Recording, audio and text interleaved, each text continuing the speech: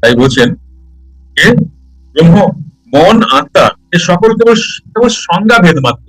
সংজ্ঞাভেদ একই, মোটামুটি একই। যখন মন আত্মাতে তখন আত্মা, আবার যখন তত্ত্বেতে তখন মন, তত্ত্বেতে তখন মন। ইন্দ্রিয় সকল মনের অধীন। এই যে আমার ইন্দ্রিয়, ইন্দ্রিয় সকল মনের অধীন। জয় যোগীরাজ। ফ্রি মেডিটেশন ক্লাস প্রতি সোমবার রাত্রি 8টার সময় জুম অনলাইনে বাড়ি বসেই করতে পারবেন। ডিটেলস জানতে ওই নাম্বারে যোগাযোগ করুন। Thank you very much. আসুন ক্লাসে দেখুন। মন, আরেকটা আমি একটু ভেঙে দিই, শ্বাস প্রশ্বাসের অধীন। শ্বাস প্রশ্বাস আত্মার অধীন। হ্যালো, বুঝে যাচ্ছি। আত্মা পরমাত্মার অধীন।